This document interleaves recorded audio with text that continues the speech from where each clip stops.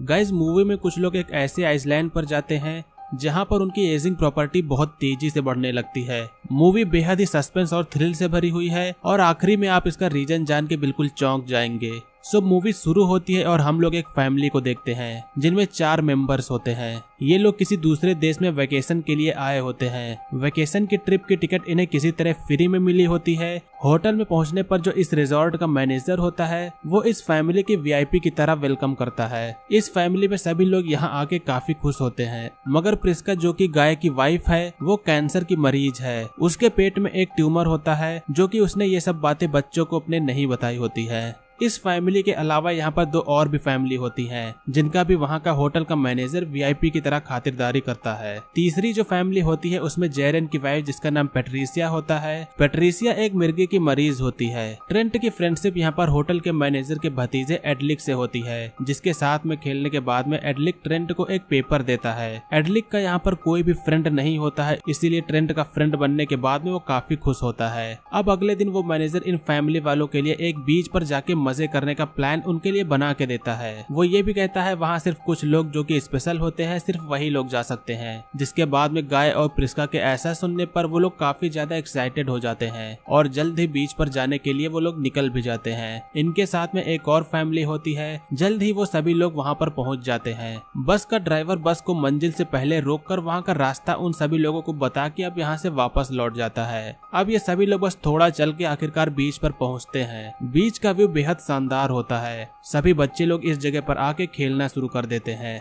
दूसरी फैमिली में चार्ल्स, उसकी वाइफ क्रिस्टल और उसकी बेटी कैरा होती है। कैरा ट्रेंट और मैडॉक्स के साथ में खेलने लगती है। खेलते समय बच्चों को उस बीच पर कुछ पुराने सामान पड़े हुए मिलते हैं। ऐसा लगता है कि पहले जो भी फैमिलीज यहाँ पर आई थी वो इन्हें ले जाना भूल गई है। ट्रेंट हाइड एंड सीक खेलते समय पानी के पास में छिपने के लिए जाता है तो उसे एक लड़की की लाश वहां दिखती है। वो डर के अपनी मॉम के पास में चिल्ला के आता है। सभी लोग उस लड़की को पानी से बाहर निकालते हैं। वहां पर एक और शख्स भी आता है। ये शख्स यहाँ पर पहले से ही था। जब वो उस लड़की को देखता है तो कहता है ये तो मेरी गर्लफ्रेंड है। ये पानी में स्विमिंग करने के लिए गई थी और मैं इसी का वेट कर रहा था। सेडान के नाक से खून भी निकल रहा होता है, जिससे ये शक होता है कि शायद उसने अपनी गर्लफ्रेंड को मार डाला हो और उस लड़की ने अपने बचाव के लिए इस पर हमला किया हो। मगर सेडान यहाँ पर बार बार यकीन दिलाने की कोशिश करता है कि उसने अपनी गर्लफ्रेंड को नहीं मारा। दूसरी साइड में चार्ल्स की मॉम को अचानक से सीने में दर्द होने लगता है और कुछ समय में ही उनकी मौत हो जाती है। इन सब के बाद में एक और फैमिली आती है। ये लोग पैट्रिसिया और जेरेन होते हैं। मगर यहाँ पर मामला ठीक ना होने के कारण जो लोग यहाँ पर पहले से होते हैं वो इस जगह से निकलने की तैयारी करने लगते हैं। फोन में नेटवर्क भी नहीं पकड़ रहा होता है।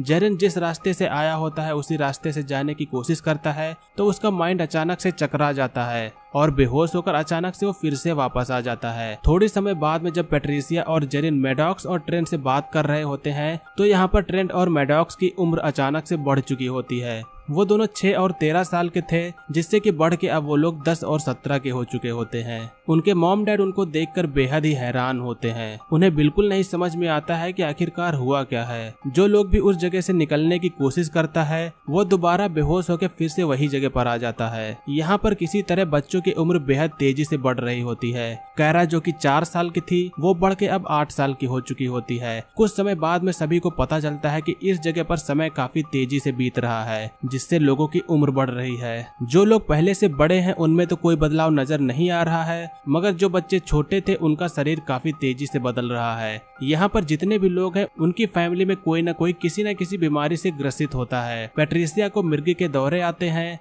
प्रिस्का के पेट में ट्यूमर होता है। सेडान को भी एक रेयर बीमारी होती है जिसमें उसकी नाक से खून आता रहता है और चार्ल्स को दिमागी प्रॉब्लम होती है। चार्ल्स के मन में अचानक से कुछ ऐसा आता है जिससे वो सेडान के फेस पर चाकू से कट मार देता है, लेकिन सिर्फ कुछ सेकंडों में ही सेडान का घाव ठीक हो जाता है क्योंकि समय के काफी तेज चलने की वजह से घाव तुरंत ठीक हो जाता है। प्रिस्का का ट्यूमर भी समय के साथ में अब बढ़ने लगता है, जिससे उसके पेट में दर्द शुरू हो जाता है और देखते ही देखते वो बेहोश हो जाती है। प्रिस्का को बचाने के लिए उसके पेट में ट्यूमर को निकालना अब जरूरी है, इसलिए गाय बिना देरी किए हुए प्रिस्का के पेट में ट्यूमर निकालने का मन बना लेता है। चार्ल्स अपने चाकू की मदद से प्रिस्का के पेट पर कट मारता है, मगर उसका घाव भी तुरंत भर जाता है। इसीलिए वो सभी लोग एक आइडिया लगाते हैं कि एक तरफ हम लोगों के कट मारने के बाद में हमें उसे पकड़ के खोल के रखना होगा। अब कट मारने के बाद में वो एक खरबूजे जितना ट्यूमर उसके पेट से बाहर निकालते हैं और कुछ ही समय बाद में प्रिस्का ठीक भी हो जाती है। सेडान की गर्लफ्रेंड के मरने के बाद में उसे एक कपड़े से ढक दिया गया था। जब सेडान उसे उसके पास में देखने के लिए जाता है तो यहाँ पर सिर्फ हड्डियां ही बचती है। उसकी पूरी बॉडी डिकम्पोज हो चुकी होती है, जिसे देखकर सभी लोगों के होश ही उड़ जाते हैं। इस साइड में जब सभी लोग दूसरी तरफ होते हैं तो टेंट में ट्रेंट और कैरा दोनों साथ में लेटे होते हैं। वो अब और भी बड़े हो चुके होते हैं। उनके शरीर के अंदर अब हार्मोनल बदलाव भी हो चुके होते हैं, जिसके बाद में ट्रेंट के ना जानते हुए भी कैरा के साथ में फिजिकल होकर वो उसे प्रेग्नेंट कर देता है। उनके फैमिली वाले उन दोनों को देखकर बेहद हैरान होते हैं, मगर ट्रेंट और कैरा दोनों को ही नहीं पता होता है कि ट्रेंट की वजह से कैरा प्रेग्नेंट हो गई है, क्योंकि ट्रेंट को नहीं लगता था कि सिर्फ एक बार में कोई प्रेग्नेंट भी हो सकता है।